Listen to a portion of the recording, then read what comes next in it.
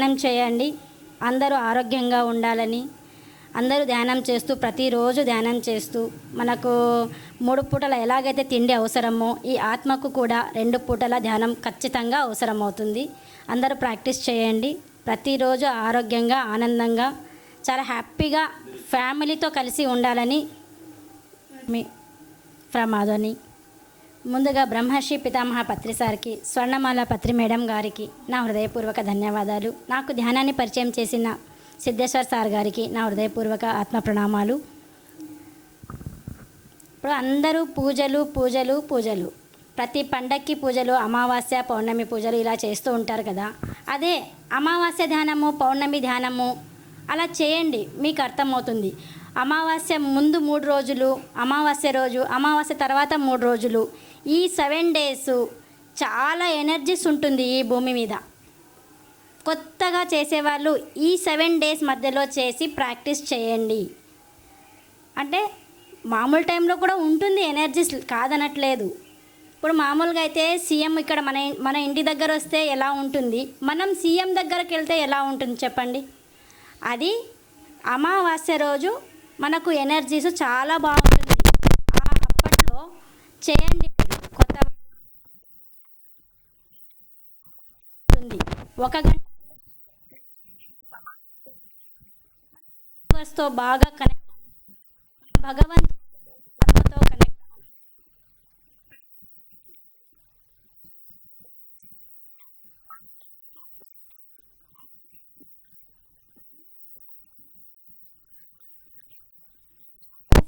అలా 6 వరకు ముహూర్తం ఉంటుంది.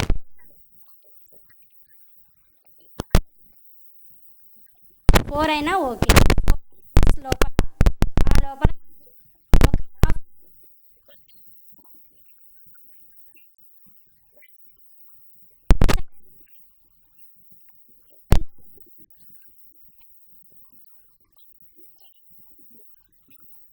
నాకు ఆలోచనలు వస్తున్నాయి అంటే వస్తాయి, మామూలే. ఇన్ని రోజుల నుంచి ఎన్నో ఆలోచనలు ఉంటాయి కాబట్టి మైండ్లో ఆ చెత్తంతా పోవడానికి టైం పడుతుంది.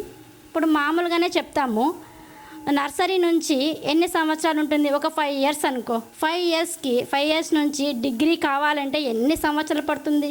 మనం ఎందుకోసం ఎన్ని సంవత్సరాలు చదువుతున్నాము, ఒక జాబ్ గురించే కదా. జాబ్ కావాలి, జాబ్ రావాలి, జాబ్ రావాలి, ఇదే అంటుంటారు ప్రతి ఒక్కరూ. అన్ని సంవత్సరాలు ఒక జాబ్ గురించి ఆలోచించి అన్ని సంవత్సరాలు వెయిట్ చేస్తున్నాం కదా. సెట్టింగ్ ఫస్ట్ చేసుకోవాలి. అలవాటు పడుతుంది, ఒక 6 నెలలైనా ఖచ్చితంగా పడుతుంది కొత్త వాళ్ళకైతే.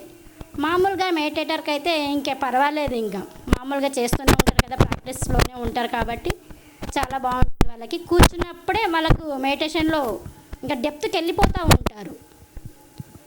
ఇట్లా ప్రతిరోజు కొత్త వాళ్ళు పొద్దున ఒక 10 నిమిషాలు, సాయంత్రం ఒక 10 నిమిషాలు అలా డైలీ అలవాటు చేసుకున్నారనుకో, తర్వాత మీరు పెంచుకుంటూ పోండి.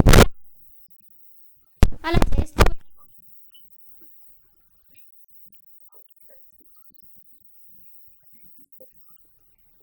చాలా కోపము. ఇంకొకటి, నేను ఎవరైనా ఒక మాట అన్నారంటే ఇంకా 4 మాటలు అనాల్సిందే, ఇంకా లేకపోతే ఆ రోజు భోజనమే ఉండదు నాకు తిన్నట్టు. ఈర్ష అలా ఉండేదాన్ని నేను. ఇప్పుడు 2018 నుంచి ఈ ధ్యానంలో వచ్చినప్పటి నుంచి నాకు కూడా టైం పట్టింది. ఒక 2 సంవత్సరాలు, సంవత్సరము అలా పట్టింది నాకు కూడా టైం సిట్టింగ్ కావడానికి. ఎందుకంటే చెప్తారు కదా, పట్టు పట్టరాదు, పట్టి విడవరాదు. ఆ సామెతను పట్టుకొని నేను పట్టినాను, అయిపోయి ఇంకా ఏదైతే కానీ చేయాలి. ఎంతోమంది చెప్తున్నారు ధ్యానం సకల సర్వరోగ నివారిణి, సకల భోగకారిణి, జ్ఞానప్రదాయిని అని. ఇది తెలుసుకోవాలంటే మనం చేస్తేనే కదా మనకు అర్థమయ్యేది. ఎవరో చెప్పినారు, మేము చేసినాము, మాకు కుదరలేదు, మాకు అనారోగ్యం వచ్చింది, చేసినా కూడా ఇంకా నొప్పులు వస్తున్నాయి అంటున్నారు. అంటే అసలు నొప్పులు వస్తున్నాయి, ధ్యానంలో కూర్చున్నప్పుడు బాడీ పెయిన్స్ వస్తున్నాయి అంటే అక్కడ ప్రాసెస్ జరిగిందని అర్థము. చేస్తూ చేస్తూ ఆ నొప్పులన్నీ మాయమైపోతాయి. మీరు ప్రాక్టీస్ చేయాలి ముందు. ఎవరో చెప్తే వినేది కాదు. నేను అదే చేసినాను. కళ్ళు మూసుకొని కూర్చుంటే అన్ని రోగాలు మాయమవుతాయి, కూర్చున్న చోట దగ్గర అన్నీ వస్తాయా అని నేను చాలా క్వశ్చన్స్ ఇచ్చాను. నేను కూడా